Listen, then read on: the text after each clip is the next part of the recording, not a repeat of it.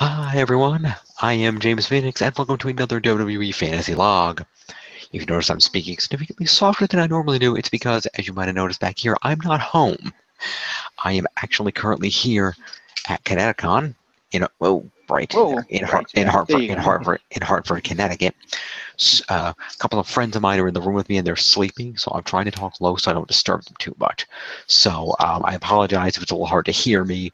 I'm going to try to do the best that I can, but I don't want to, disturb them. So, still got a drink though. We do have quite a few things to get to, so we're going to hop right into it. This is the show where we cover the news, and then we score the week in wrestling, Raw, SmackDown, and 205 Live, and we're going to do just that in hopefully as efficient a manner as possible. Let's try not to go off on too many tangents because, again, we're getting up early, and I would like to sleep at some point. So we're going to open it right up with news. Bro, do you even con? No. Well, unfortunately, over there, the con kind of closes at like 10. So yeah. Yeah, the convention center, not of the choice of the con runners, but the convention center in which they run it makes them shut everything down at 9 o'clock. It didn't always used to do that, but whether it was because they had low attendance at late panels or because they didn't want to pay the people to run it, I don't know. But starting apparently last year, they started shutting the convention center down at about 9 o'clock. There are some off-site events that they run. There's a movie theater across the street that some people rented a theater from this year for later events, and that worked out great. But as people are kind of hanging out in the lobby and some out there and doing a few things here and there. I'm sure people are still awake doing things in their rooms, but beyond that, it's just, it is what it is, unfortunately. A lot of people complain about one of the biggest things about the fact that out of the con runners' hands, everything shuts down so early, but that's why it was good that somebody, I don't know if the con helped with this or if the guests just took some matters into their own hands about finding off-site accommodations for certain events. But that proved problematic in and of itself because last year, one of the events, for example, was they were having the Nerd Prom dance, and they had it at some offsite place that was apparently rather skeevy. The owner decided to make money by letting in non-con attendees, and apparently it just wasn't a good situation. So that's why you sign a contract. They may have, I don't know, but anyway. We'll discuss. There will be a video where I'm going to be recapping the con with Jeff and Melissa and Cam. Hopefully all of us, we're going to have to work out scheduling, but sometime this week there will be a video about the con. Also, I will be uploading a video of Andre the Black Nerd's panel that I was in, where he'd spent half the panel ragging on me for being on Power Force and having never been to Morphicon, so that was great. You deserve it. So he offered to pay for your ticket next time, right? Because he was doing that? No. But he did offer to buy me dinner if I went. Oh, that's a drop in the bucket for a plane ticket. I know, but, He makes that YouTube money. He can, man. Yeah, right. Stand up and be like, I'll slap your dumb ass. Well, there will be a lot of videos coming out of the con that are going to be really enjoyable, so stay tuned for those. But in the intervening time frame, why don't we get to the thing that we are here to do? Indeed. So we're going to open with the first news item. This one is very minor. It's interesting. We can speculate on where this might go for whatever crazy skit they're going to have him doing next. Uh-oh. We don't really know more than this, just that apparently a child actor has been hired to play the part of a young Bray Wyatt at some point in time. Oh, God. Are they gonna do a Bray Wyatt origin story thing and show Sister Abigail and how she fucking died and he got her soul and powers and shit? They may well do that. I don't know. Oh, Jesus Christ. WrestleMania wasn't enough WWE. You're gonna try. Oh. That's live action camp WWE. Right? Oh. All right, so we got that. I guess this falls under Big Show's category of stupid shit. Pretty much.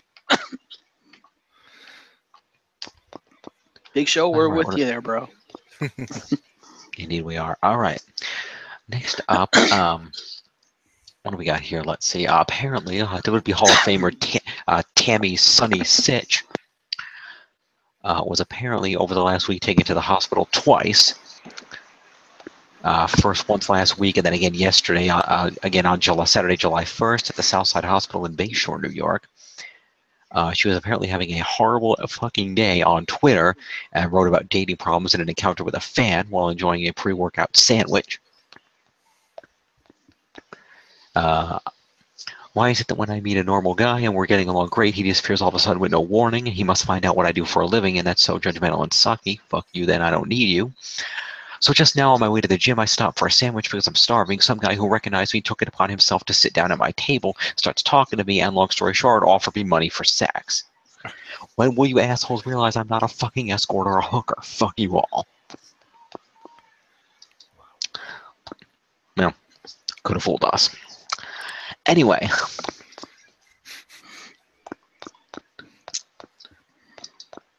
So she apparently ended up in the hospital a couple of times. We don't really know why. But whatever happened, she wrote on Facebook that she passed out and fell and posted photos on the Saturday showing various bruises on her body and blood in her hair. Damn. So yeah, that happened.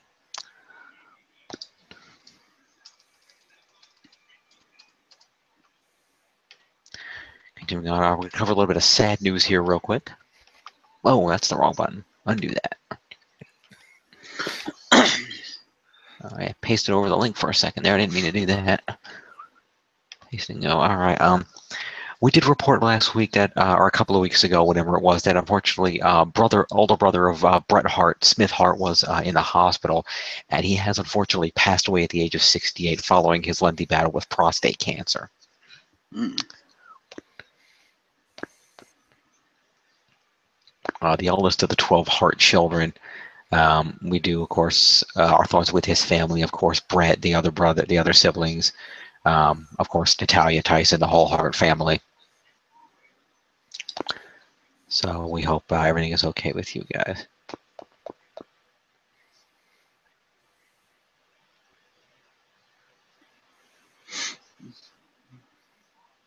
So that's that. Moving along. All right, what else we got here?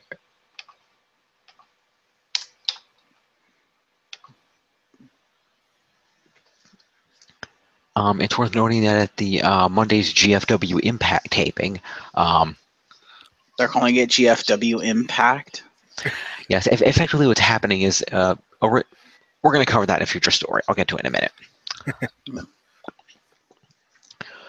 Former WWE and TNA Women's Champion Gail Kim announced her retirement as of the end of this year.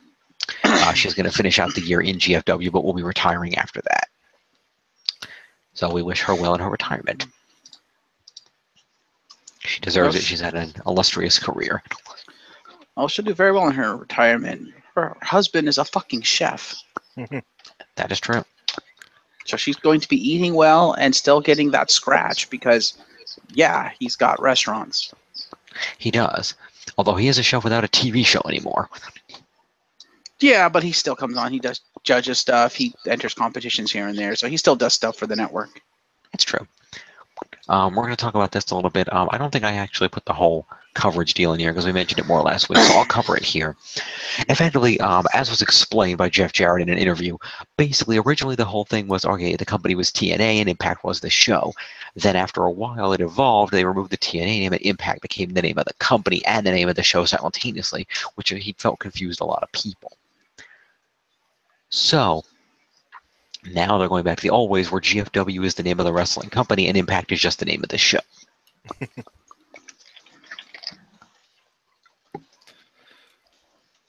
I'm glad that he didn't want to confuse people, so he just keeps changing the name. Indeed. He says he knows it'll take time for this to go forward, but once it does, he feels everything will be cleared up. It's Jeff Jarrett. It will never be cleared up. Also, hashtag fuck that out. Yes. Fair enough.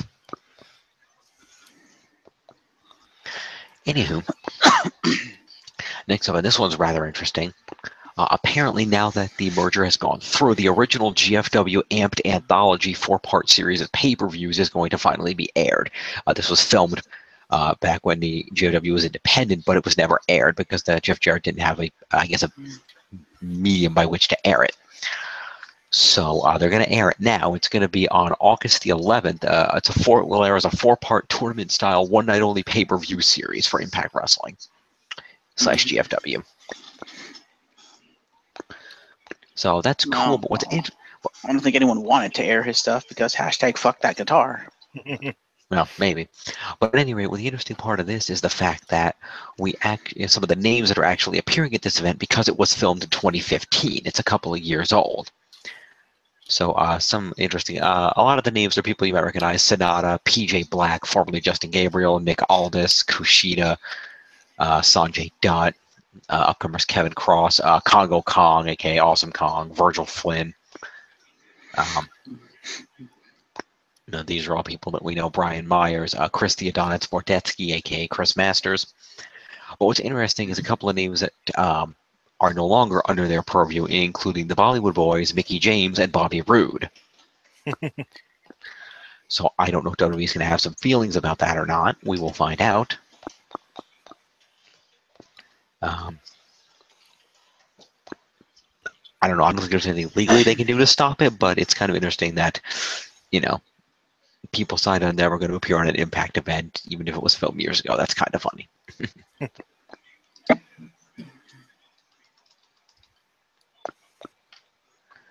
Let's go ahead and summarize this real quick. I'm not going to go into all the details on this, but we'll talk about it briefly.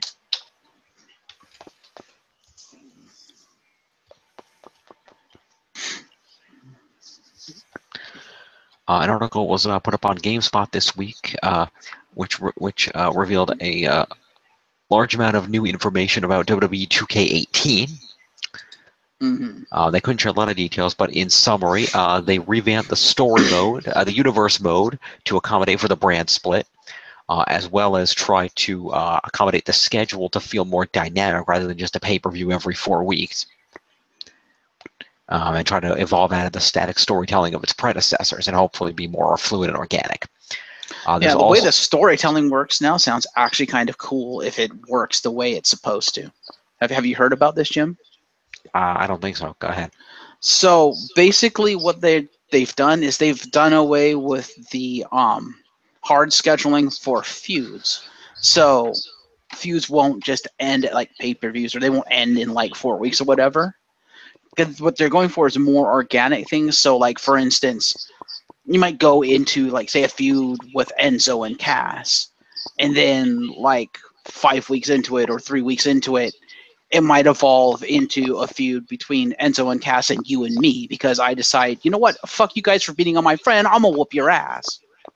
So the feuds will be ever evolving. So there'll be ends to feuds, there'll be evolutions of feuds, and it won't be on a set time, so it'll feel more like actual WWE. Cool. I agree with that. Sounds kind of awesome. I agree.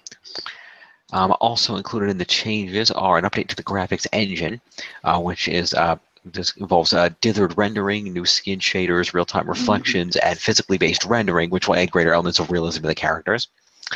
Also, with the new graphics, apparently, when I was watching, I think it was Chris Danker of Dankops, and I guess when he went to 2K a little while back, they showed him some early like alpha stuff with 2K18, and just to illustrate the difference in graphics technology, they literally took the Randy Orton model out of 2K17, I think, threw it into 2K18, and mind you, they made a completely new model for Orton for 2K18, but they took the old one, threw it in there, and rendered it using the new graphics engine and put it side by side with 2K17, and there was a noticeable difference. Ah, cool. Yeah. Fair enough. And that's on an old model. Right. Interesting. Also, My Career is returning. They're going to have a supposedly more serious story, and your character's career is going to be more concise and narrative-driven than the predecessor. And they're also getting a new thing called Road to Glory mode, which is going to be some kind of online feature that your character goes into after completing the My Career mode. So I think they're going to do a thing where you complete My Career to basically establish your character, and then when you get to main roster, you actually can go out and actually compete against other people online as part of your career. What I want is an online co-op mode where you can play with like a friend, like for instance, you and I, Jim, against a computer in like a career where we're both building our characters, and we could be a team or we could end up facing each other. But because I don't want like random people, I want to just play with my friends. But maybe that's just me. I can understand that. We'll have to wait and see if that's how it works or not. It's hard to say. Yeah. There's also changes to the core gameplay. They upgraded the promo engine to be more realistic. They also worked on, they're bringing back the archetype system known as fighting styles, where you might be high flyer, giant, whatever, and that helps define who your character is and what they can do. So they're bringing that back in. Submission, mat wrestler. Especially now that they're overhauling the submission system, I approve. Yep, key parts of the submission system are being reworked and overhauled. They're also having an overhauled dragging system, the technique of using an opponent's momentum against them. And you'll like this, John, since you're normally a power guy, a new carrying system has been added, so you can actually pick the person up and then walk around with them and then do certain moves to them from that position, rather than just it being a consequence of like, oh, I'm doing a vertical suplex and I can hold you in the air for a minute. Right. Also expanded backstage brawl gameplay. Oh, by the way, the other thing is, hang on, I skipped something. There's also a new position feeding mechanic, which is basically they brought back playing possum. So that's another one. Basically, that means they're bringing back ultimate control grapples. Yeah. Yay.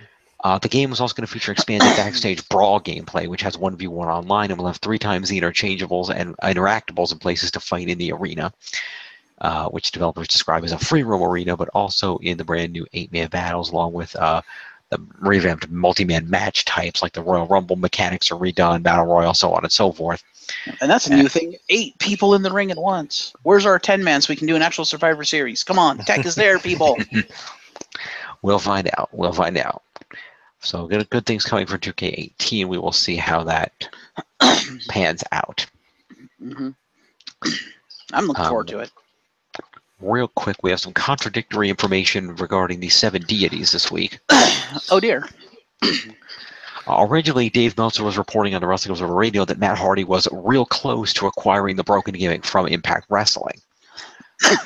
Okay. And when they've put the legal issues aside, it was expected that WWE would pretty much immediately transition them over, as there's significant marketing and merchandise potential with those characters. Matt has been actively on the tweeting this past week with teases, things like, "My urges are actively becoming more difficult to contain." And a massive thanks to all the wrestling fans that backed House Hardy in the latest Great War. We are days away from winning. Keep fighting. So, however, that was posted, but then a short while, a little later in the week, another article went up. Copy.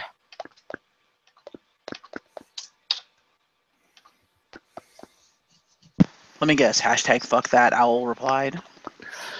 No, apparently, Yes. a recent report from PWInsider.com contradicts that report, indicates the two sides are actually far apart in negotiations, and word backstage at the recent Impact GFW tapings is that it is much closer to the opposite, with the two sides remaining very much at odds. So hard to say what's really going on there.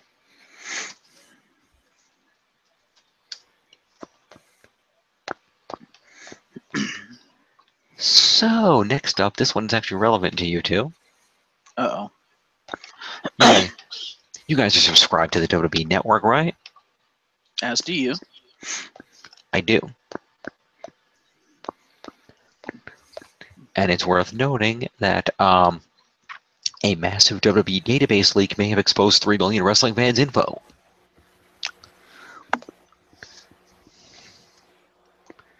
An article was published on Forbes about the massive database, where apparently a gentleman working for security firm Cromtech discovered a huge unprotected WWE database containing information on more than 3 million users, noting it was open to anyone who knew the web address to search. What? Looking at samples of the leaked information provided by Pachenko, all data was stored in plain text. The data also included home and email addresses, birthdays, and customers' children's age ranges and genders where supplied. Was sitting on an Amazon Web Services S3 server without username or password protection. Who the hell does that?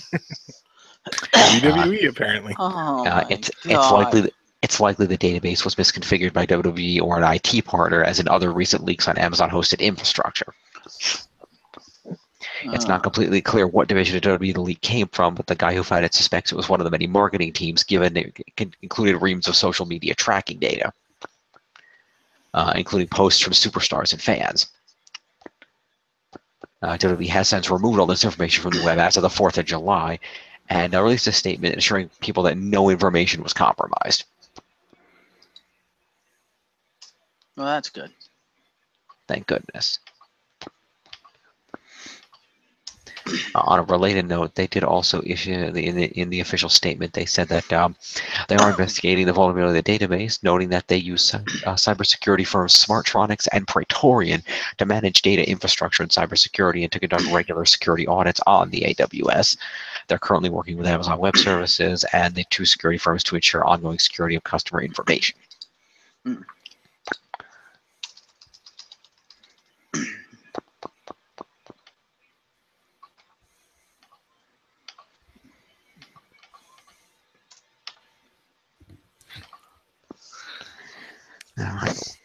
Rolling on.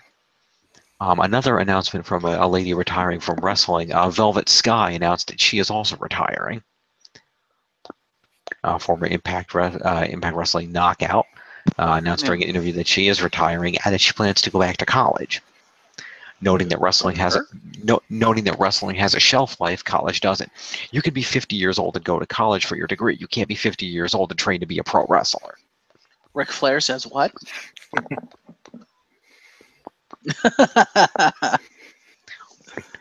She added, "She's in. I'm in a really, really good physical condition still, and my health is great, and I want to keep it that way. I had a really satisfying 15-year wrestling career, so I went back to school because I got to live out my wrestling dream. So good for her." Indeed. That's what I said. Rolling along. Also, never say never. She might still come back later.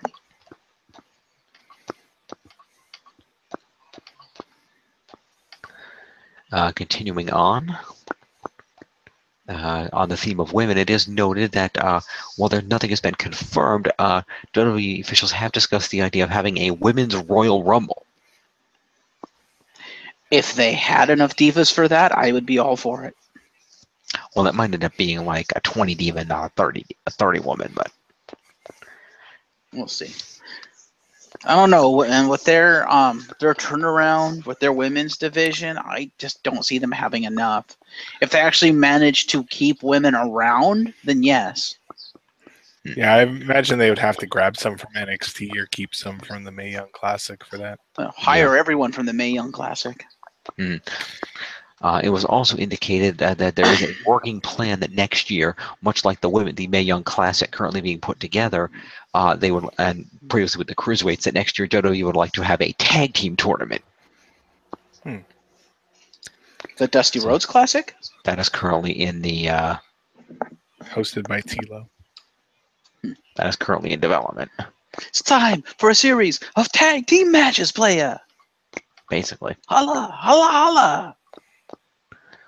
All right, what else we got here? Speaking of the Mae Young Classic, we do have an updated list of entrants for that match. The updated list of entrants. Let's see. 2 new entrants includes. Let's see who are on here. I think most of these we knew about. I think the 2 new ones are the ones on the bottom. Sage Beckett and Rhea Ripley, I think, were the 2 new ones that were added.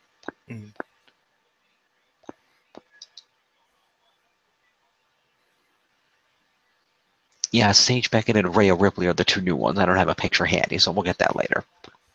But that brings the total number of announced competitors up to 14, or half of the 32-woman field for the tournament. Along with all the other young ladies who are previously announced in the tournament that we covered in previous videos. So congratulations to those ladies for making it in. Now it's time for This Is What Happens, WWE. Oh boy. You may or may not have, I don't think, given the fact that you have not come to me about it, Jeff, I'm assuming you have not actually heard about it yet. Okay. I was waiting for this.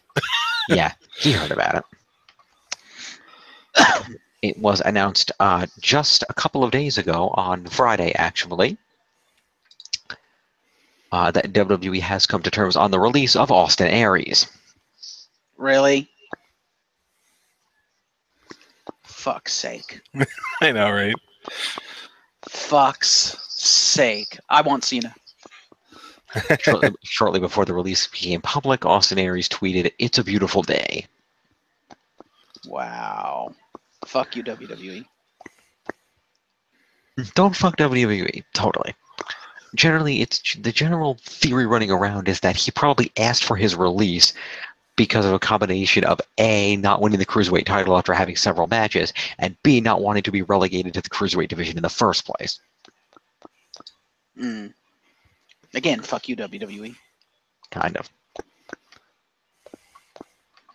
So, I think I covered everything that was in this one already with what I just said, but let me check it and verify. This is just a follow-up with more details on the situation. Yeah, apparently it was actually earlier in the week that they came to the terms, but they always announce terminations on Friday, so they waited until Friday. Yeah, he didn't want to be typecast in a cruiserweight sort of role and be relegated to 205 Live only. The story goes on to suggest Aries saw a lot more for himself and that he was unhappy and had a bad attitude backstage.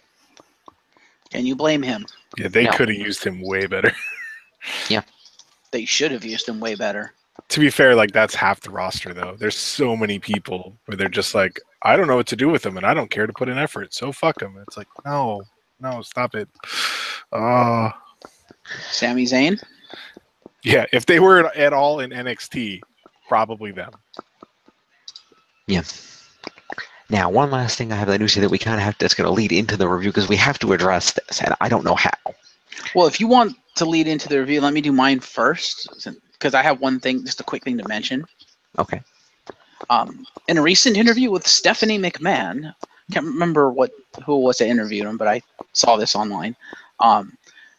Someone asked her about a John Cena heel turn, and she said, "Yeah, a while ago, back in the day, I wanted a John Cena heel turn." And they were like, "Well, did you fight for it?" And she was like, "Yes, I did. I wanted a John Cena heel turn, but higher ups, including Daddy, said no, that's bad for business." And in the long run now, having seen what's happened with not heel turn John Cena, she kind of agrees. She's like, okay, yeah, maybe that was a bad idea. I still wanted to see it, though. It would have been awesome. And the follow-up question they said is, would you still want to see it? If Cena retired, would you be disappointed that there was no heel turn? And she said, not really. From a personal standpoint, maybe a little bit, just because she still wanted to see it. But at the same time, she knows that keeping Cena as a face or a tweener is what's best for business. So there you have it, people. Stephanie McMahon wanted and fought for a John Cena heel turn. She lost because Daddy knows best, but she still fought for it. Indeed. So, WWE fans, you're not alone. A McMahon wanted Cena to say fuck the fans.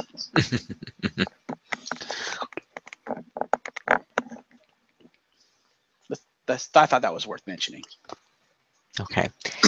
Now, to segue into the recording here, this is interesting news, and like I said, we are going to have to address it in some way. In the, what is this, the fourth season now? This is season 4. We have not had this happen before, as far as I can recall. Okay. As far as I can recall, we've been lucky enough not to run into this, as far as I recall. You two can correct me if I'm wrong. Mm-hmm. So, just yesterday, this past Saturday, or was it Friday? Friday. Today's Saturday. Not for him, though.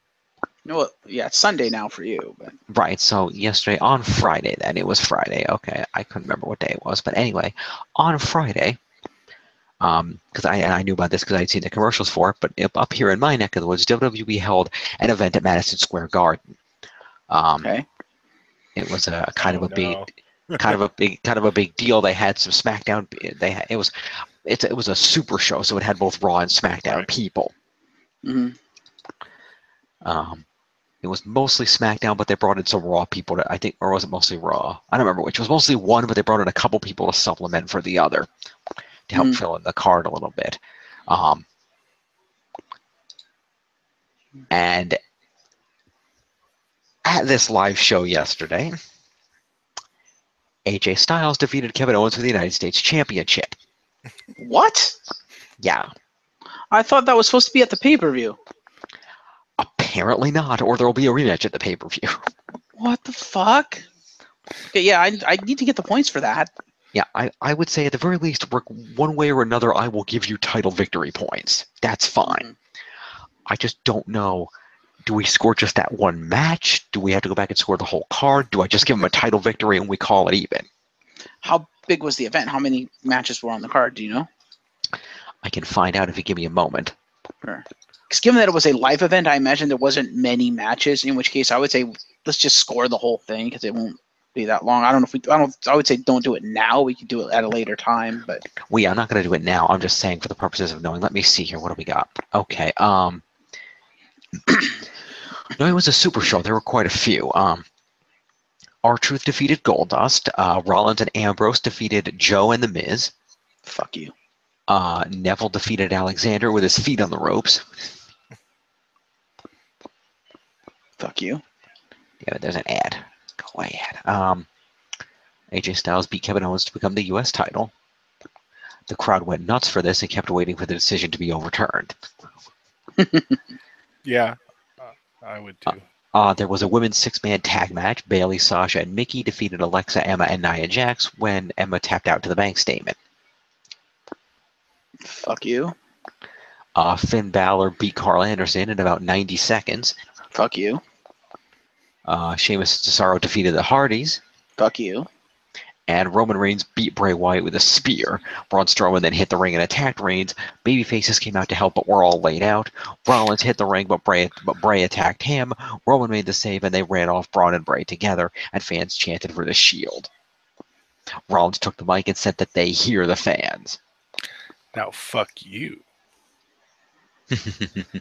Really, they're going to ruin Rollins by doing this. Probably. But at any rate, that is a large quantity of matches. If you want to score the whole card, I'm not going to complain because most of those victories are mine.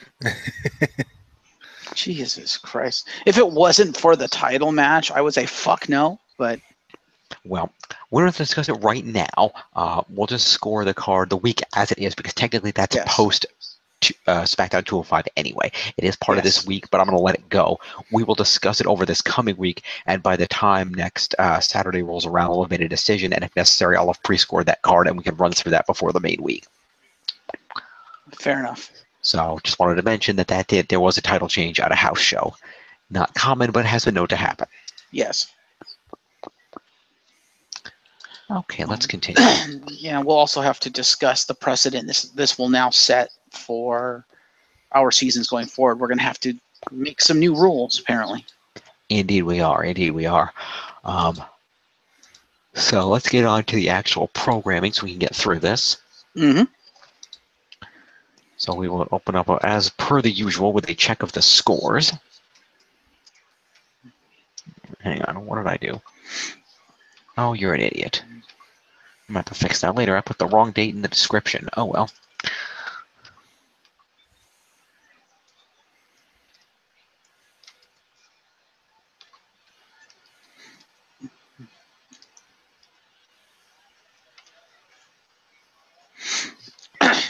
Okay, so let's go over here to the scores. Right here, let me throw up the share. Get me off the screen for a while. So as you can see, folks, here, currently the score stand as follows. Team Extreme is still in the lead at 65.57. In second at 4.86 is Certified Valor Club. And in third place at 49.29 is Team Apocalypse.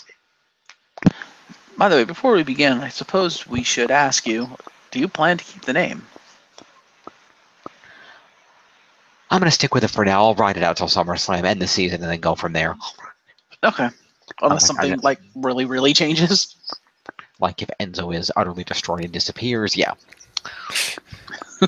No, he said that he's climbed out of holes larger than 7 feet. And I said, that's good because you're going to be a lot of buried. Yeah. It's true. It's true.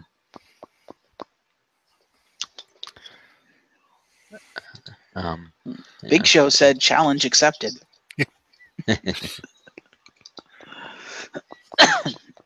Okay, so. Okay. No, I don't want to say that. Uh-oh. Okay then. It's the internet. You're allowed to say it. I know. It's not okay. The when I thought of this, it didn't mean it in an offensive way, but it'll probably sound bad, so they would never do this. But I was like, oh, Show will turn on Enzo, and he'll pair up with Big Cass, and they'll be like a tag team. And I was like, what would be a good name for him? And I was like, Twin Towers. No, don't do that.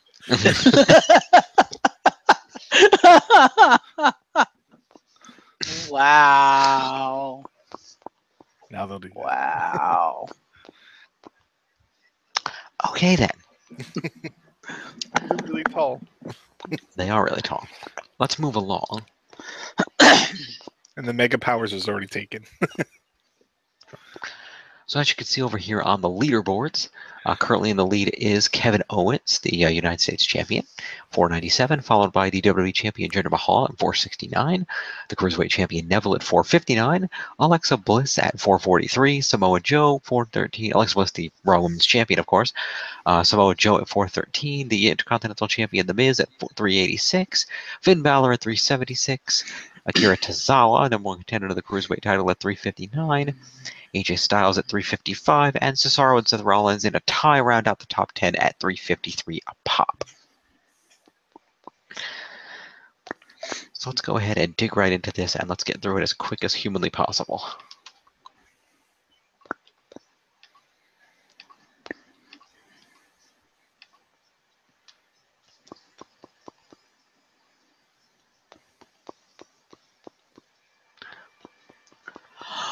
Oh. You don't have a right to be yawning. Shut up. Anyway, the July 3rd edition of Raw aired from the Talking Stick Resort Arena in Phoenix, Arizona. Talking stick? Talking Stick. Okay.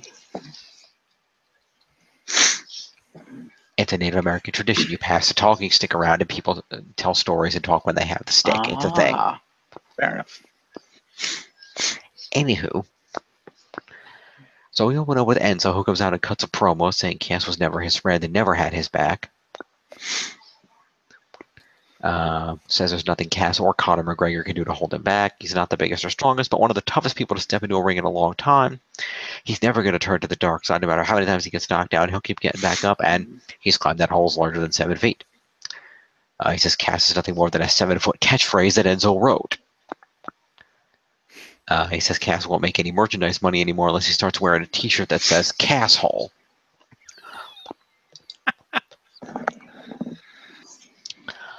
Enzo drops the mic, but before he leaves, he picks it back up again and says he and Cass were brothers, but that part of him is now dead.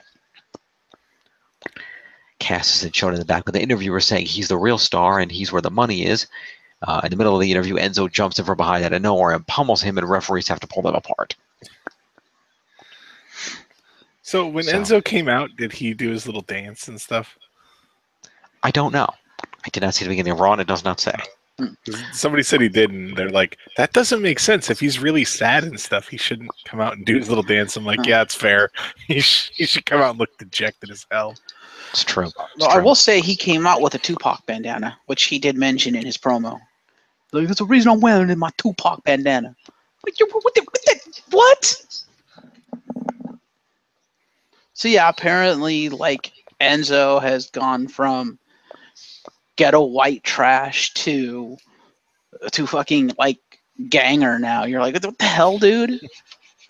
I know you're from Jersey, but come on. All right, No offense, John. Hey. Forget about it. Yeah. All right, so Enzo's going to get a promo on that. 159. And then Cass is also going to get a promo. Where is it up here? It's 185 for him. And then Enzo's going to get an assault, which is another 4 for him, which is going to put him at 163. I have to say, I really like the storyline, and it's because of Enzo and Cass. They completely make the storyline. They're so good with, like, just the acting and the mic work and stuff. And you're just like, damn. Like, Indeed. they make you believe it, and That's what you need. Yeah, Enzo's kind of shit in the ring, but who cares? Yeah, well. Alright, so after this, we have a women's tag team match. Sasha and Bailey defeat Nia Jax and Alexa. Decent back and forth match. The match ends with Sasha tapping Alexa out to the bank statement. Mm-hmm. So we're going to start off with the heels who do not have any moves. They're going to get themselves 5 points each.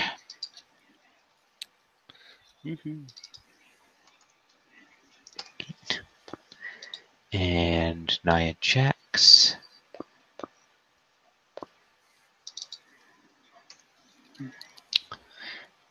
Is 71.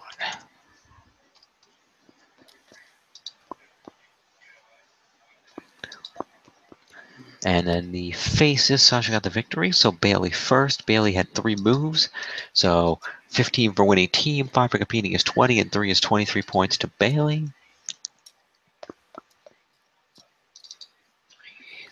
4252 is 155.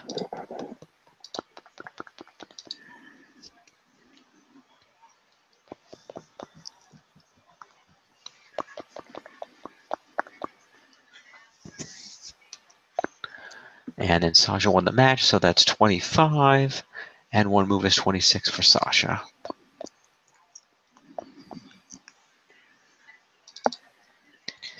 $298.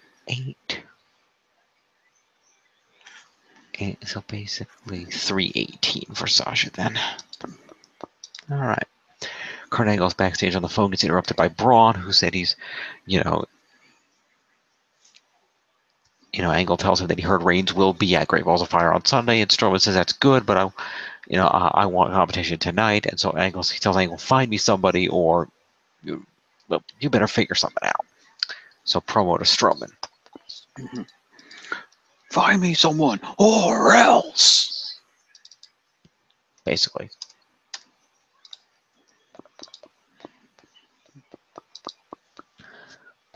After this, we have a video highlighting the Samoa Joe Brock Lesnar feud, and then Cedric Alexander defeats Noam Dar in about 6 seconds with a lumbar check. Pretty much. Wow. So Noam got distracted by Alicia. Alicia Fox got on the apron to distract Cedric so that Dar could jump in from behind, but it backfired, and Alexander immediately grabbed him and hit a lumbar check instead. So Alicia gets accompaniment interference, so 11 points to Alicia. Whoa. 11 points to Alicia.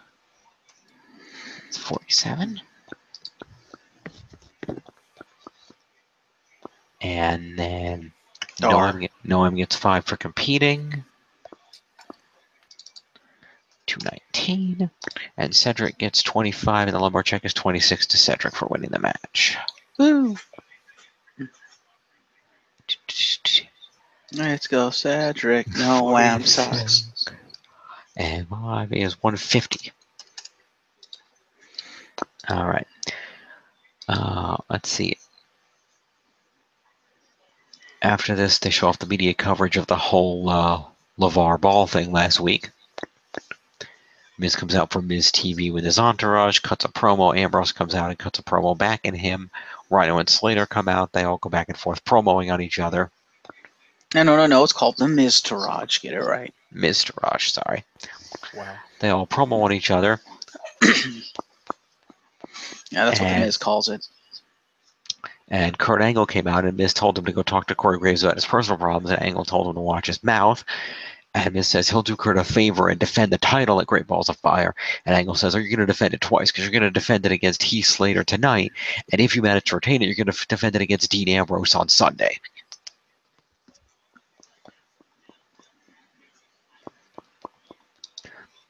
So promo points to Miz and Ambrose. And Heath Slater were the only 3 that spoke, I believe.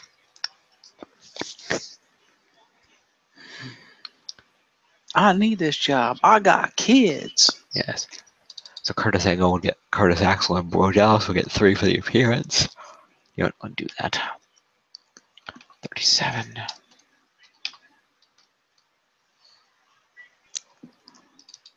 43. John, have you worn that shirt to work yet? He is not paying attention. Nope, John is not paying attention at all. John, can you hear us? Or did he get kicked? Is he frozen? Yeah.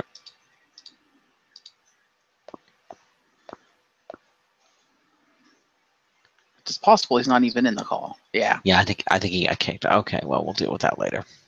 fair enough. He'll be back. Yeah, in the meantime, we got those two, so we're going to go to Ambrose gets a promo. And The Miz gets, well, we'll do Heath Slater on the way down. Heath Slater gets a promo. That's 5, that's 2 is 43. Rhino will get accompaniment on that. Well, not accompaniment, he'll get appearance because it wasn't officially supposed to be a match. And then Mr. Raj will get an appearance as well. I got them already. All three of them? There's only 2.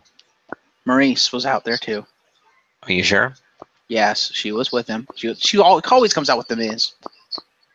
Yeah, but they've been fighting all like they're going to break her off and just have him be with the Mistrage, so I wasn't sure. No, I think she's back. I don't know about that. Anyway. So following up on that, The Miz will also get a promo. That's 91. Okay.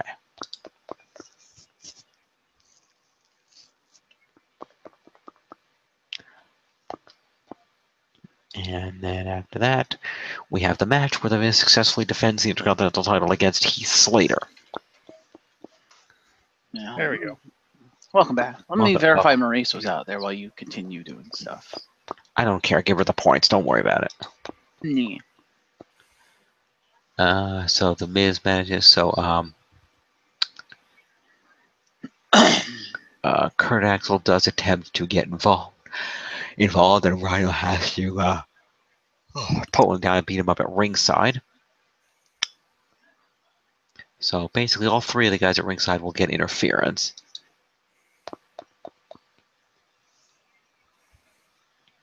Fair enough.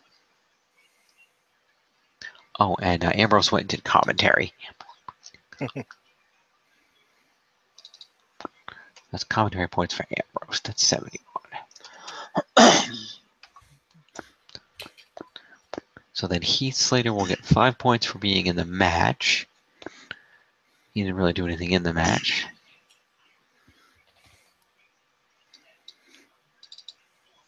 $48, and then and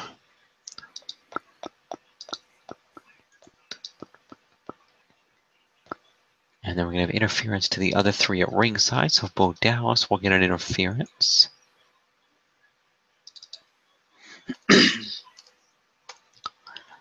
And an interference to Curtis Axel.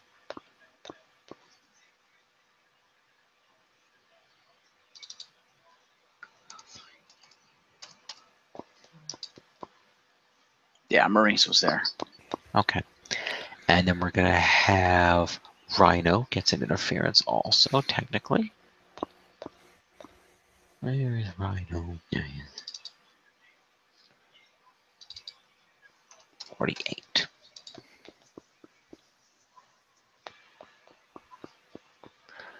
All right, and then The Miz himself won the match, so that's standard 25 for being in and winning the match. 4 for moves is 29, and a retention of the IC title, that's him 20, so that's 49 points to The Miz. Mm-hmm. Which was up to 4, puts him at 440. All right. Apollo Crews is backstage, and Titus tries to convince him to get into the ring with Braun Strowman tonight, and he gives him it. It worked. Yeah. And he gives him a new catchphrase: "Crews can't lose." So But you promo sure to can fly.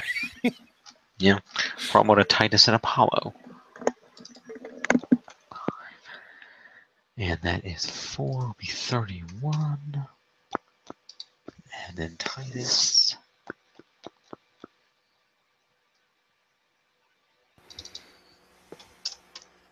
Okay. After this, we go to the ring. Goldust is in the ring and shows the video of what he did to R-Truth last week. R-Truth jumps in the ring when we come back from the video, and he beats him up.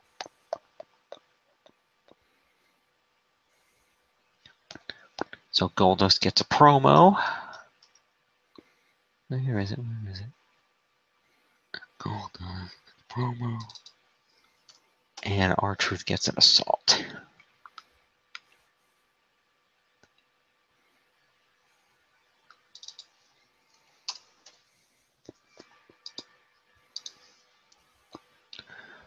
All right, Angle calls Sheamus and Cesaro in to tell them their match against the Hardys on Sunday is going to be a 30-minute Iron Man match.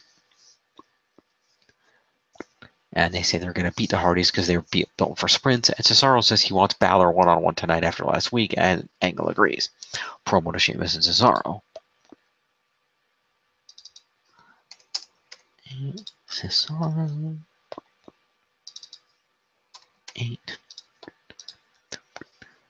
All right. Rollins comes out to the ring, and Kurt Hawkins is already there. Rollins and Hawkins get promo. As Hawkins asks who thinks that Rollins is going to beat him tonight, and Rollins takes the mic and asks who thinks Kurt Hawkins should shut the hell up. So Seth freaking Rollins is going to get a promo. 8. And then points to Kurt Hawkins.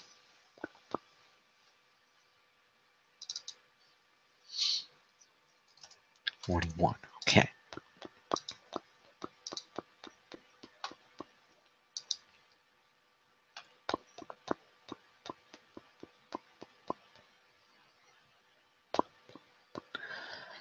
Right after this, Seth Rollins and Kurt Hawkins have a match, and well, Rollins technically punched Hawkins before the match started, so that's technically an assault. Fuck you. That's 62. And then the match actually started, and Rollins hit him straight with a knee and won the match. Pretty much. So Kurt Hawkins will get 5 points for being in the match. It's 46. And then Rollins will get the standard 26 for being in and winning the match. Rollins. 68, 78. That puts him at 388. Michael Cole then welcomes Samoa Joe and Brock Lesnar to a dual interview from separate locations in the building. So promo to Joe, Brock, and Paulus. Mm-hmm. Yeah, this was done very well, too.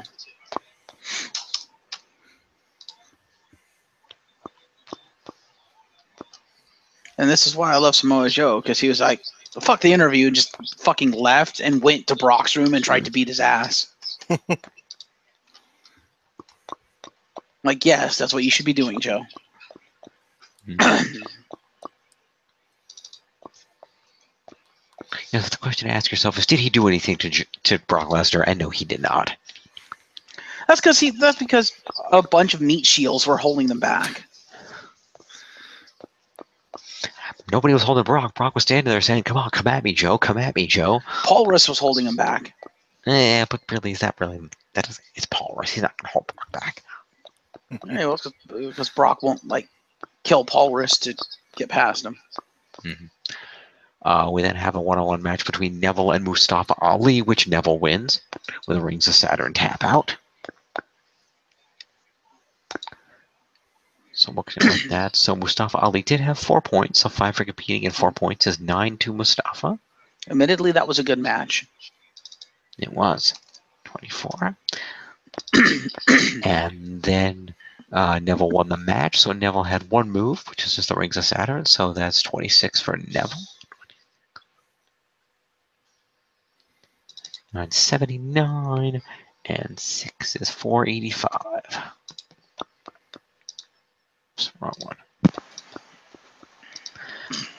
After this, Bray Wyatt is shown and does a promo on the screen.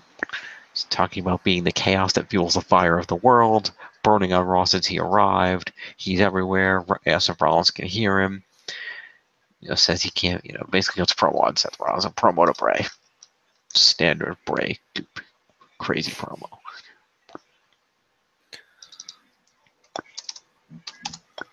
All right.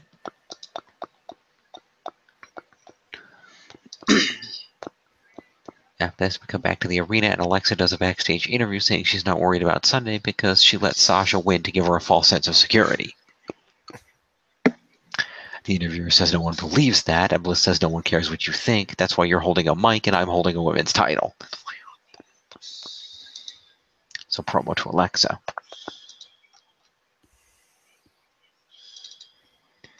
And 5 is 4:53. Question, is Cam snoring? Slightly. Because we can hear it. Sorry. I don't know what to tell you.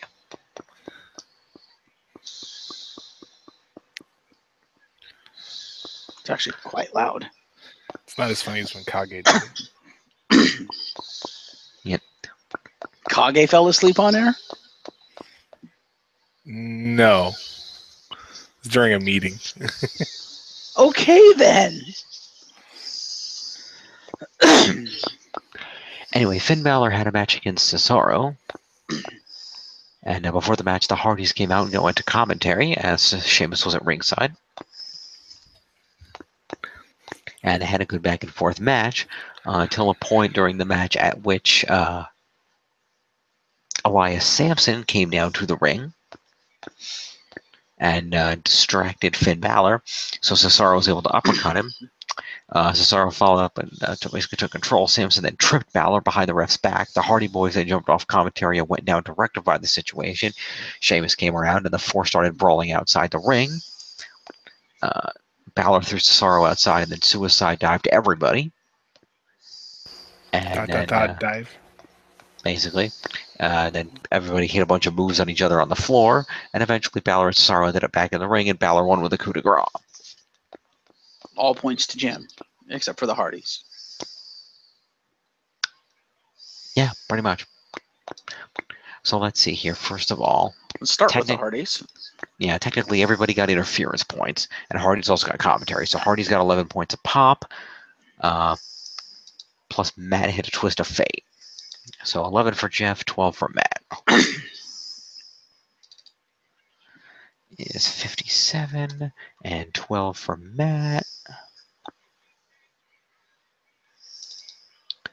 And 8 and 9 is 39. And then Sheamus gets accompaniment and assault.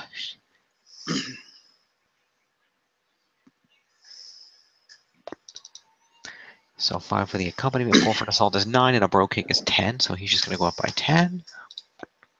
And Elias Sampson gets a straight up interference and assault. No, we'll just give Elias Sampson the interference. We won't worry about the assaults because he basically just got jumped on. No, actually, he did do the. Actually, he did do the assault. So let's see. So that'd be 4 for that, and 6 for the interference, and 10 points to Sampson. Okay. And then Cesaro was in the match. He did manage to hit 8 move points. So he will get 8 move points for that. 8 move and points. 5 for competing. 5 for competing is 13 points to Cesaro. 68, 71. And then Finn gets the standard 25. And then actually had 15 move points is 40 points to Finn Balor. Hmm. 80, 90, 06, 16. So what's it at? 416. All right. After this, Braun Strowman comes out to the after an ambulance pulls up beside the ramp, and Braun gets in the ring, and he cuts a promo until Titus comes out and promos back at him, introducing Apollo Crews for the match.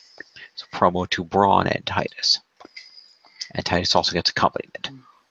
Mm-hmm. So that's 3, and is 182. And then Titus gets a promo and an accompaniment. So that'd be 5 for the accompaniment and 5 for the promo. So 10 points to Titus. And then we have our main event of Braun Strowman versus Apollo Crews, which Braun does win. To which I said to Jim when we were talking about Raw on Monday, how the hell does Apollo Crews get the main event? What the fuck? That's the power of Titus Worldwide. Yeah. The power of Titus Worldwide is to get laid the fuck out by the monster among men. That too. Anyway, Apollo Crews had 3 moves, so Apollo was going to get 5 for competing, 4 for being in the main event is 9, and 3 move points is 12 points to Apollo. Oops, wrong one. Over here, 12 points to Apollo. 33 becomes 43. While Strowman is going to get, let's see, 5. He's going to get 20 points for winning the main event. 5 for competing is 25. Another 9 for being in and winning the main event is 34.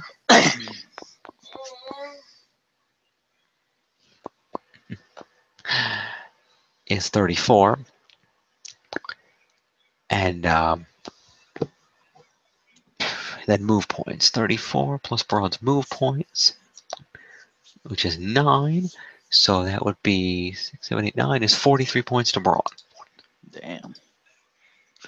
So that would be bring up to 85, 95, 05, 15, 225. After that, Strowman goes for another power slam maneuver, but Titus pulls Crews off of him. And Titus gets there until Strowman to back off, and Titus begins attacking Strowman. So that's an assault for Titus. So that would be 4 for an assault, puts him at 43.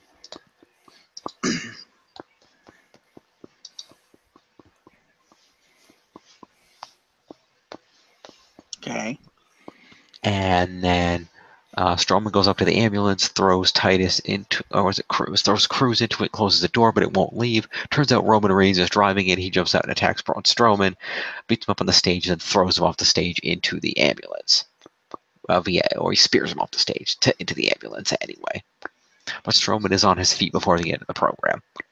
So Roman is going to get an assault, and 1 for the spear. It's a spear off a stage into an ambulance and OMG.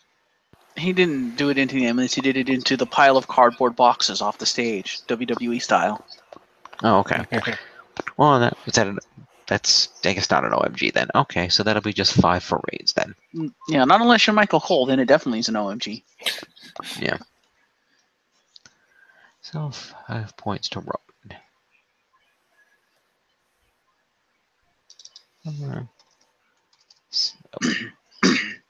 Okay. And that ends Raw, so we'll go ahead and take a quick look at the scores here.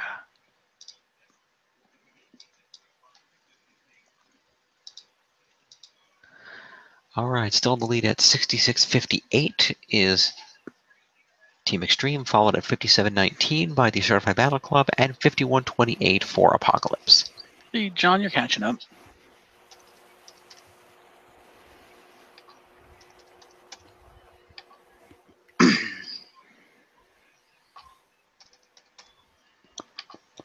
All right. I think it's going to be a lot closer than you guys think at SummerSlam. We'll find out, won't we? Dun, dun, dun. Let's move on and do SmackDown real quick. Oh, SmackDown. Oh, yeah. So SmackDown opens up with John Cena. He comes out and talks about a whole lot of pro USA stuff and how it's great to be back and how he's not a part-timer, he's an all-timer. And and if he's gonna, he's a free agent because if his time in WWE is limited, he's gonna go out and blaze a freaking glory. So Cena cuts a large promo. He gets interrupted by the returning Rusev, who gets pissed off, saying there's been 2 months of commercials for John Cena returning. Where the hell were his commercials? And believes that America is a joke. and basically plays the traditional foreign card. And Cena and Rusev end up booking themselves into a flag match for Sunday's Great Balls of Fire. Okay then. Yeah, just random. So Cena and Rusev get promo. See, I just watched SmackDown. I didn't see anything that said that they were going to fight at Great Balls of Fire.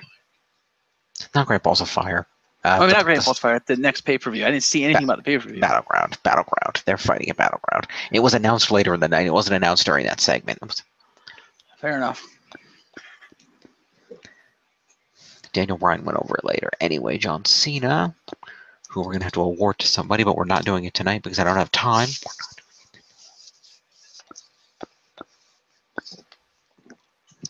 Cena will have 5 points. Yes, 5 promo points. And then Rusev is also back. Rusev Machka. We'll award him next week as well. I'm going to make a note down here so I don't forget that we need to award them. How come he has more points? What do you mean? You gave him 10 points. Rusev had 5. Oh. I also love that his trunks now say Machka across the waist. They've said that for a while, actually. How'd they? I thought it was like, I thought it was always in like Bulgarian. It was never in English. It was for the longest time, but then he switched it to English. Ah. After that, Daniel Bryan chats with Chad Gable and AJ Styles, booking them in a match, saying that Kevin Owens has been complaining that he beat them both recently and they shouldn't be in the #1 contender battle royal. And Bryan says he has to kind of agree with part of that, so they're going to have a match and the winner will still be in the battle royal. So promo to Gable and Styles. Also, I want to mention that Rusev basically proves why he needs Lana. Because his mic skill's kind of not good.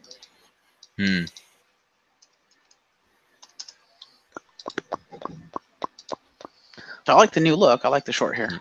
So then we have that Styles and Gable match, which AJ Styles does come out the victor in, but he does help Chad Gable up afterward and gives him a look of respect. It's a good match. So Chad Gable's going to get 5 for competing, and he had 7 moves. Is 12 points to Gable. Puts him at 82. And then AJ Styles won the match. That's the standard 25. And 11 move points is 36 points to AJ. So AJ Styles. 90s. AJ sucks. So cut to the back where Mojo Rawley looks very sad, and Zack Ryder says that he's disappointed in last week too, but they got to look up, and informs them that they should leave that in the past because he got them both booked into the #1 Contenders Battle Royal tonight. Mojo says he made a mistake because he's going to win it and not Ryder because he won the Ultimate Battle Royal, the Andre the Giant Memorial Battle Royal. Promo to Ryder and Mojo. But Mojo, you had help. It's true.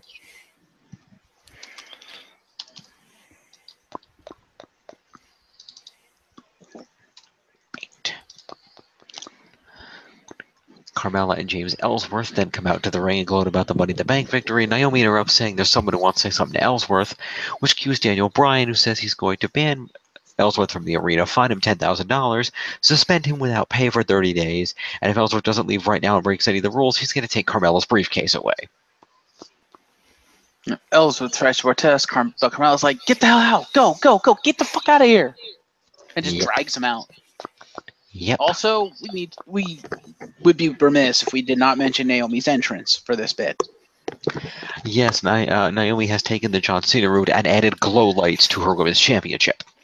Actually, she added Jericho lights to it because she showed it off on Talking Smack, and it's literally just lights behind the rhinestones and stuff like that. So it's literally a Jericho-ized belt. Wow. Yeah. Fair enough.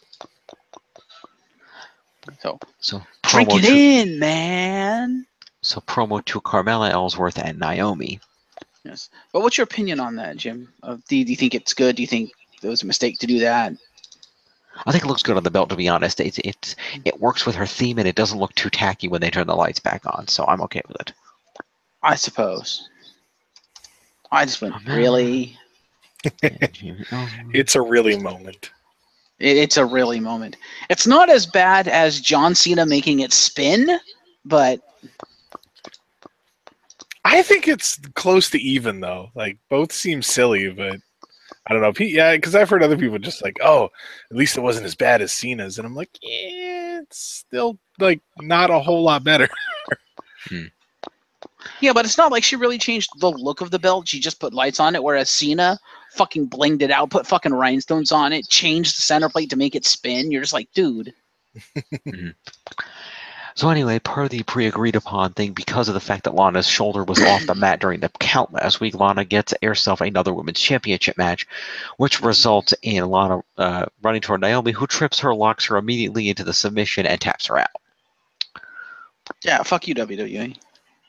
Which apparently Naomi's signature is actually the Rings of Saturn also. I guess she has Neville's submission.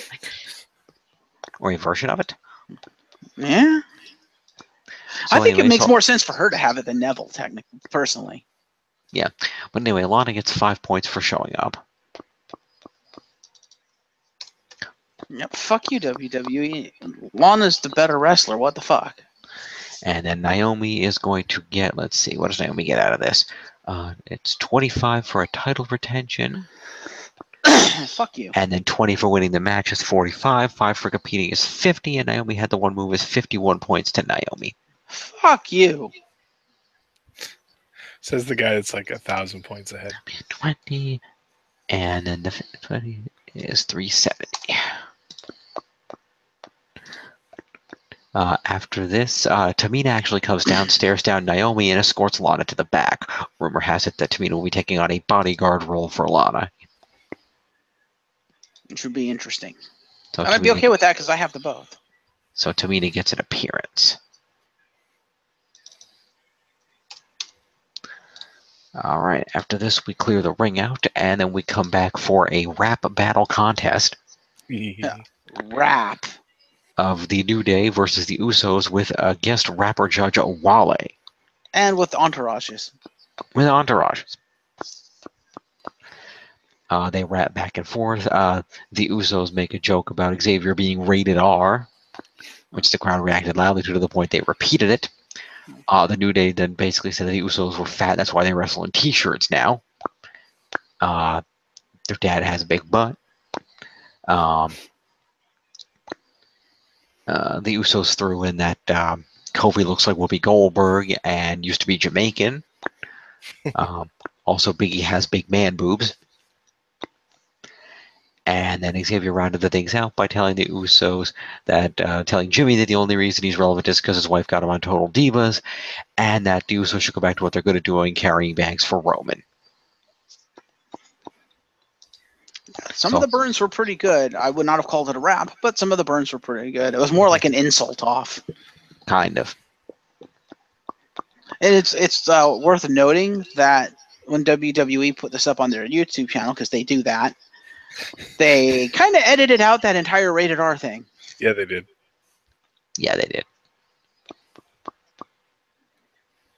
Gee, I wonder why. That'll be 101. Kofi finally crested 100. Yay. The Usos get 5 a pop. Wait, what the hell? What the? Oh. Okay, yeah, so 225. And then this is another 40. Whoa. No. There we go. And then lastly, Xavier. 315 is 122. Okay. Following this, we cut to commercial and come back to Aiden English in the ring singing a song, but he's promptly cut off by Randy Orton's theme music. This time he gets pissed off and proceeds to assault the crap out of Randy Orton, including throwing him into a barricade, slamming his face on the announce table, and then throwing him into the steel stairs. He gets back in the ring and continues his song that we can't hear because they throw on a commercial over it. With that stupid "oh, it's in the corner, you can see it, but you can't hear it" thing. Wow. Yeah. So during this course time, Orton manages to get up and get back in the ring, and the bell rings. Which we can't hear. Which we can't hear. And Orton then proceeds to assault English in return, doing many of the same things that English did to him pre-match. After hitting him with a draping DDT off the announce table, Orton hits English in the face with the steps and gets himself disqualified, and then RKO's him to hell. So Aiden English technically won the match by DQ. Not that that's going to mean much because an unintentional DQ win does not get you any points. So Aiden English will just get the 5 for competing and 3 for weapon use. Well, no, because he didn't actually hit him with a weapon. Doesn't count. So basically, it's 4 for a pre-match assault and then 5 for competing. So 9 to Aiden English.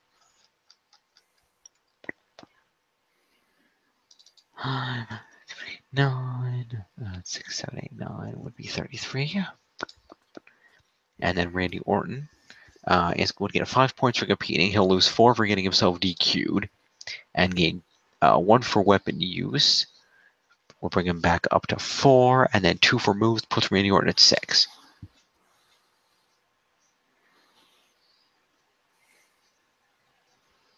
Randy Orton at 6. So, come on. That's 2 there, which is going to be 74. Okay. Remember to give them both promo points. Right, I will give Aiden English promo points. Didn't Orton actually say something to him when he came out? No, his music just cut him off, and then it went to commercial. No. So Aiden English will get an extra 5 on the promo. 8, which is 8. And we'll get a promo post-match for his promo against Jinder, who came out, though.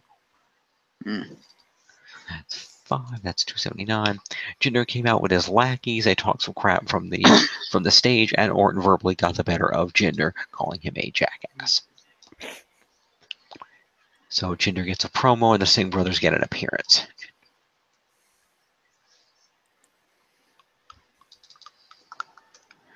That's 474. And then the Singhs. So they get 3, so that's 2, 111. And say the other Singh brother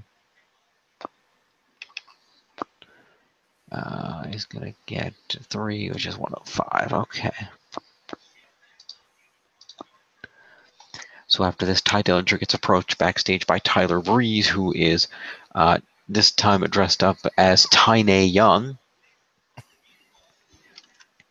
He needs to interview Ty about what he thinks his chances are in the Battle Royal, especially against an amazing team like Breezango. He says he's confident going in and hopes the teams in the match realize there can only be one winner. He tells Breeze he's a 10 and then leaves. Meanwhile, during this whole exchange, Fandango was in the back dressed as a construction worker pretending to work on the wall. So we're going to give Breeze and Dillinger a promo.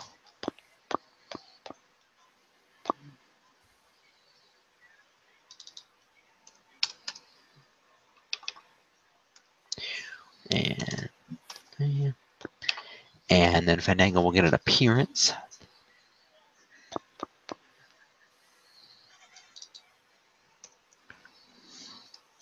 Yeah, okay.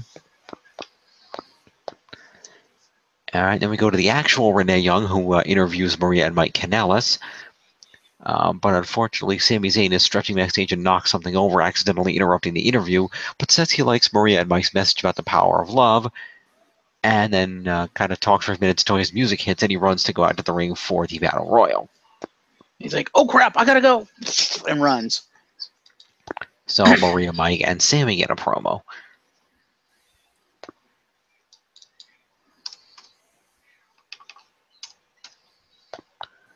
And Sami gets a promo as well.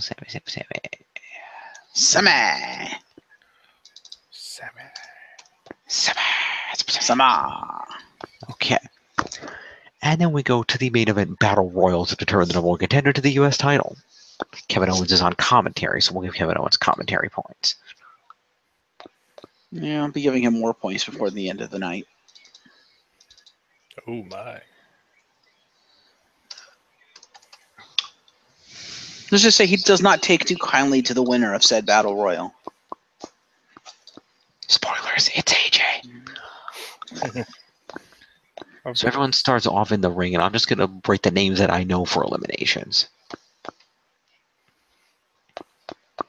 You didn't actually look at I did. results. I looked at the results, but I didn't go through and actually score the eliminations. I did write down the finishers that were involved in the match, but not the eliminations. Idiot. Well, excuse me, princess. You had one job. Shut up. Anyway, we're just going to go through. So Luke Harper knocks Dolph Ziggler out, so Ziggler gets immediately eliminated. So Ziggler will get 5, basically 9 is the base, so Ziggler will get 9 points.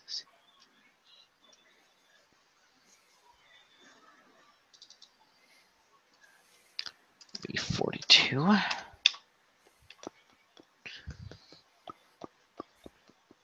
All right, then Eric Rowan eliminates Fandango.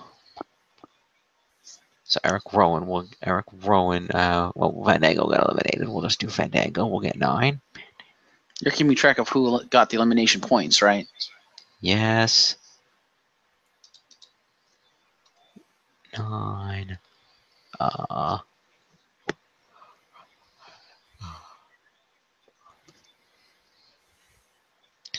8, 9 would be 272.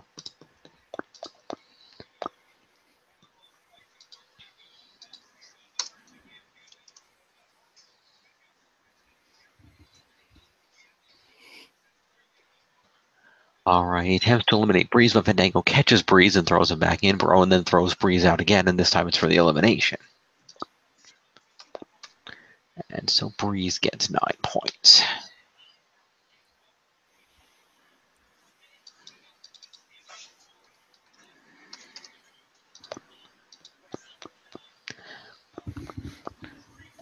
All right, after this, Rowan pump handle slams Kalisto to the outside, and he lands on Breezango. So that's another one for Rowan. That's not Kalisto. That was Sin Cara. I didn't do anything. What? You said he pump handled Sam Kalisto. That was Sin Cara. Kalisto's on Raw. It clearly says Kalisto in the description. Well, that's not Kalisto. That was Sin Cara. Fine. Again, Kalisto's on Raw because every fucking week we keep saying, dude, they should put him on 205 Live. Fine, whatever. Sin Cara gets 9 points then. Puts him at 17. All right, after that, Mojo eliminates Connor and Harper. Because remember, Kalisto's been in feud with Braun Strowman. Right. I remember. Quote unquote feud. Yeah. Or more accurately, something for Strowman to do while waiting for Reigns to not be an idiot. So Connor and Victor get 9 a pop. 63 and Victor. Also, I don't know how you didn't catch that because it quite clearly says on your thing, Kalisto Raw. Okay, anyway. That's 3, so that's 36. Okay.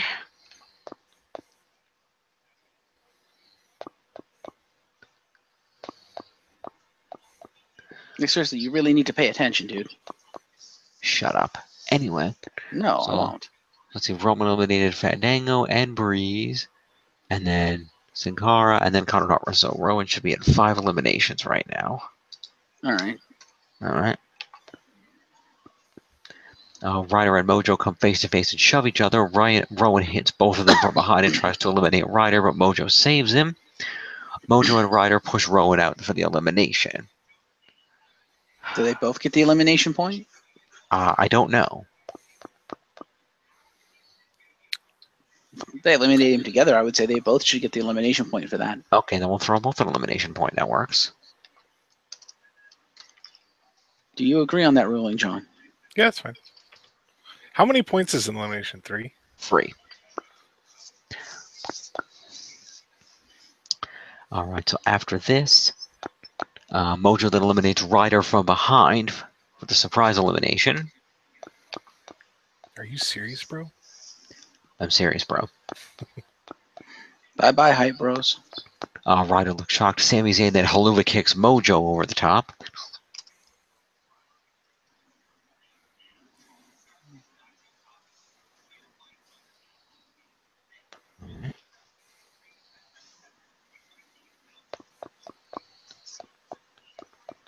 So Ryder and so we should be so Ryder and Mojo got eliminated, so they should be getting 9 points each. And I'm going to add the other points in later. I'll go back.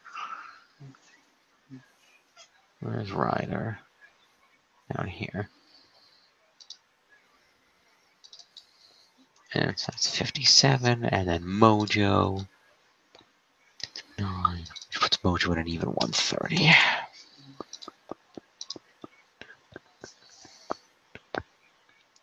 All right, Sami Zayn. Okay, so that brings it down to AJ, Sami, and Dillinger.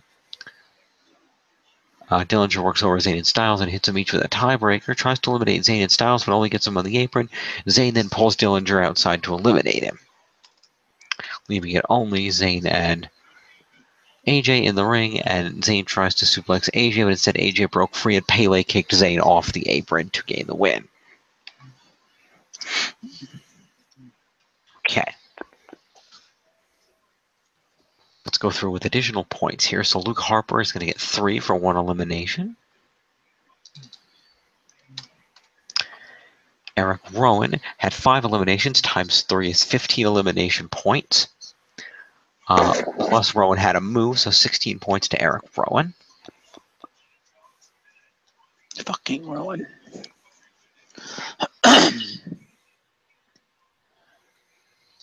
Ultimate 17. All right, and then let's see, Mojo Rawley had 2 eliminations. That's 6 points to Mojo.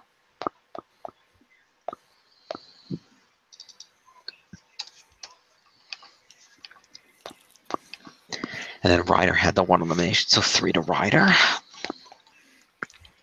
To an even 60. And then what the hell? Sami. You know, I put Mojo on twice accidentally. Okay. And then Sami Zayn had 2 eliminations, so that's 6 for Sami. Who Sami also had 2 moves, so that's 8 points to Sami. Sami.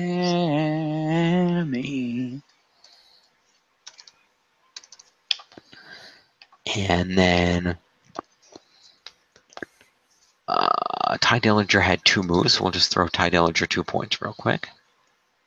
The perfect 2? Yeah. 2. Did I get? Yeah, okay. And then lastly, AJ Styles had 4 moves and the final elimination, plus the win. So AJ Styles is going to have 9. Oh, I didn't give Sami Zayn the 9 for standard, did I? No. Okay, so Sami Zayn is going to get the standard 9 for that elimination. That's 6, 7, 8, 9 is 63. And then AJ is going to get the standard 9. He's going to get an additional 5 for winning the main event, is 14. He's going to get 20 for actually winning the match, is 34. He's going to get, let's see, 1 elimination is 37. 4 moves is 41. And 41 for AJ.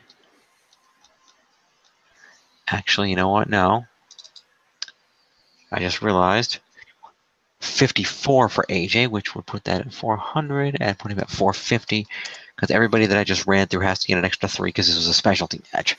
I was about to mention that. All right, let's go through. We'll just go down the line. All right, Dolph Ziggler will get 3. All right. And Luke Harper and Eric Rowan will each get 3.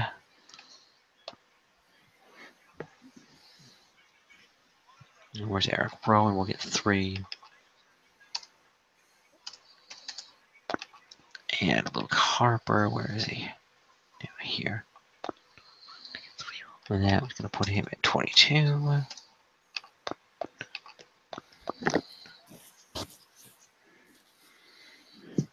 And let's see. Who else we got? So we got them. Breezango are going to get an extra 3 each. Give Breeze 3. I'll throw them also to Victor while I'm down here. And I'll throw them to Ty Dillinger while I'm down here. And then Connor. And then Fandango. And Sammy.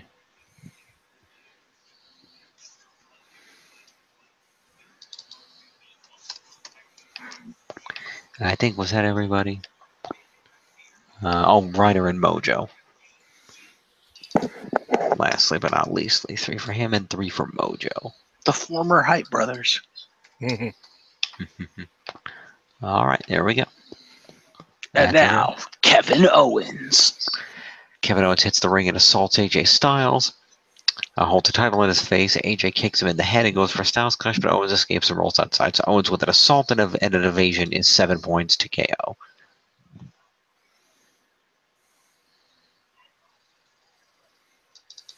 A 509.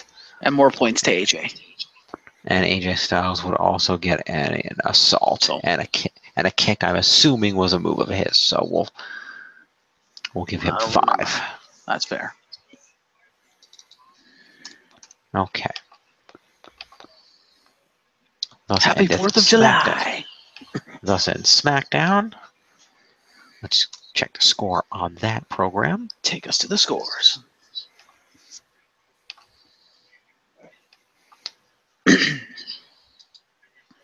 In the lead, 68-53 is Team Extreme, followed at 58-63 is Certified Battle Club, and 52-35 for Apocalypse. Oh.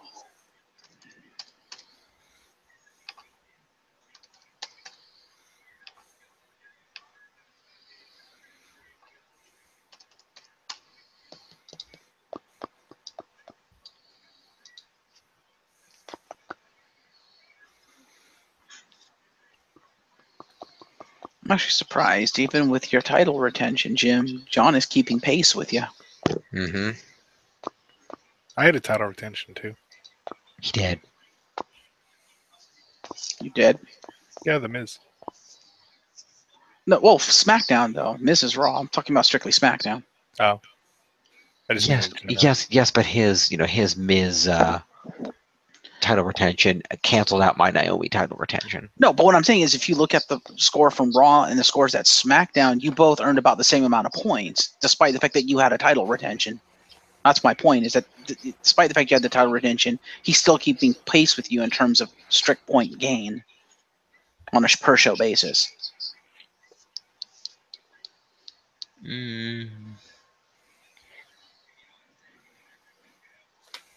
Because on Raw, despite the fact that he had a title retention, you came out with more points. Fair enough.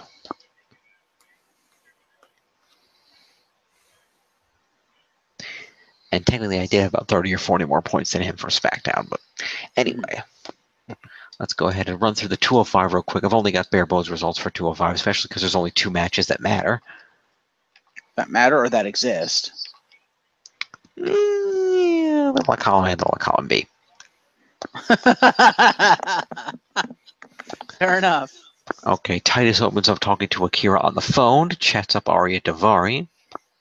Promo to Titus. And Mustafa Ali, who could be Muhammad Ali with a few more wins. He tells us he's heading out to kick 205 Live off right now. So Titus O'Neil with a promo, as well as Arya Davari and Mustafa Ali with promos.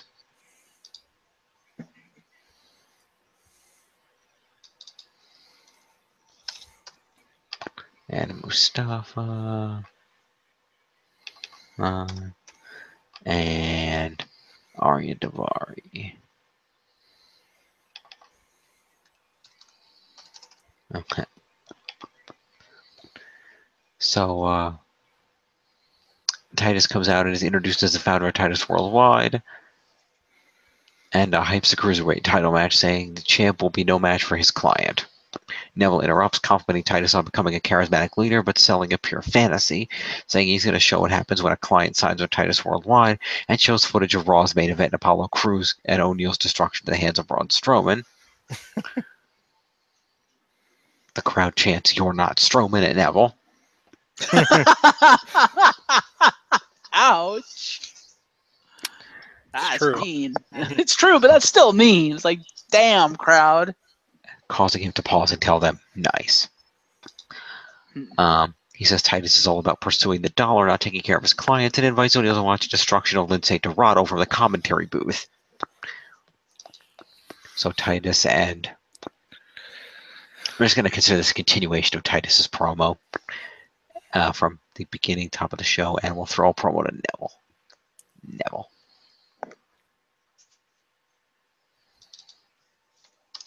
$90. Okay. So Neville defeated Lindsay Dorado via Rings of Saturn submission. No match? Just outright ding, ding, ding, Rings of Saturn? Well, like I said, I've only got the bare bones results with the finishes for the matches. So that's what it's going to be. I believe Lindsay Dorado did put up a decent fight from what I recall. I didn't recall. I didn't see it. What am I talking about? Anyway, Neville defeats Dorado with a submission. So therefore, Lindsay will get 5 points. Damn it. And Neville will get 26 for the win. How come my cruiserweights are scrubs? What the hell?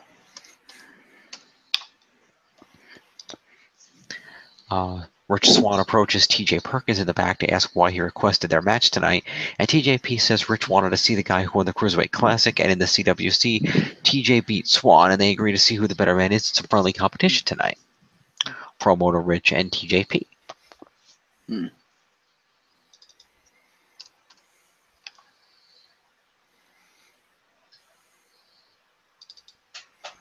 6. Following this, gentleman Jack Gallagher defeats Tony Nese following the running dropkick after Jack doesn't fall for Nese's feigning injury again and hits him with a headbutt as he claims his knee was hurt. So Nese gets 5. Excuse me. Gallagher gets the standard 25 and 2 moves. Is 27 points to Jack Gallagher. It puts him at 225. Following this, Kendrick comes up on the Tron to deliver a colonial garb to deliver lessons about the nefarious Brits and their military failures, drawing parallels to Gallagher's career, and says he plans to kick Jack out of 205 Live like his forefathers kicked the English out of America, and this revolution will be televised. Let's go, Kendrick. So Kendrick with a promo. Let's go, Kendrick. Kendrick sucks. USA. USA. Anyway, so we come back to Noam Dar being looked at by a trainer who says he won't need a neck brace, and that's good news, but not as good as having Foxy back. She runs in as he breaks down his plan to claim the Cruiserweight title, and she says that's great, but what about Cedric? Alicia wants him to keep after him until he quits 205 Live. Promo to Noam and Alicia. 52 at Noam.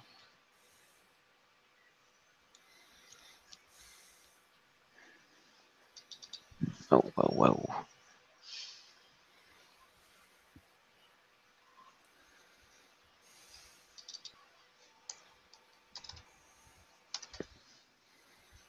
Okay. And the main event was Rich Swann versus TJP. Rich Swann won via pinfall after a hard-fought, evenly matched bout. TJ tried for a hold after the ref's count was over, not realizing the match was done, and he got frustrated, but accepted Swann's handshake to end the show. So TJP will get 9 for being in, competing and being in the main event. So that's going to put him at 344.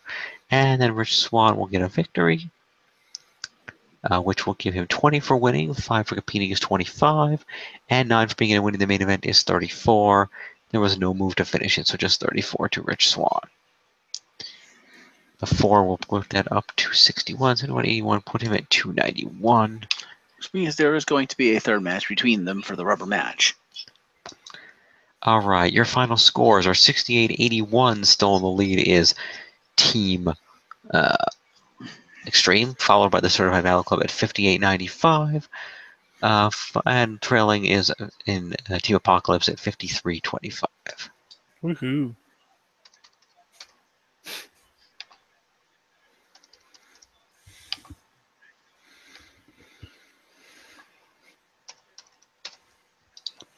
All right. Let's look at the leaderboards real fast. Not too fast.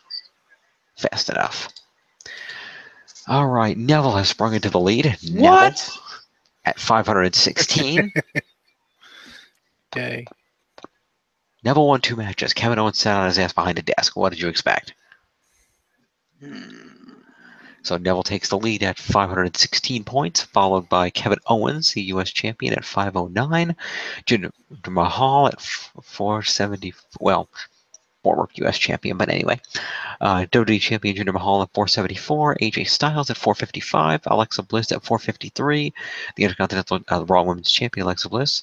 Intercontinental Champion The Miz at 440. Samoa Joe at 418. Balor at 416. Seth freaking Rollins at 388. And running in the top 10, Cesaro at 371, just barely edging out the SmackDown Women's Champion Naomi at 370.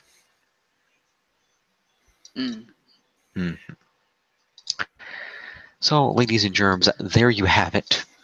AJ Styles is taking #1 next week, isn't he? That's entirely possible. We'll find out. He's gonna Well, get with his title win. He's going to get a lot of points for that. We'll see if it's enough. At any rate, thank you two for joining me as always.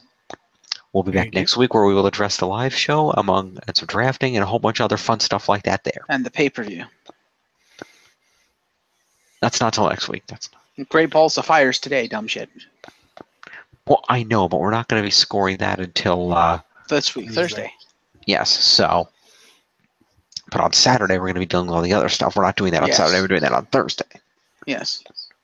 So on Thursday, we will do Great Balls of Fire and get that scored, and we will sort out the whole situation with the live show. So thank you two for joining me. As always, appreciated. We'll see you next week when I can fully talk and we go into more detail on some of this stuff. Have a good night, everybody. Peace.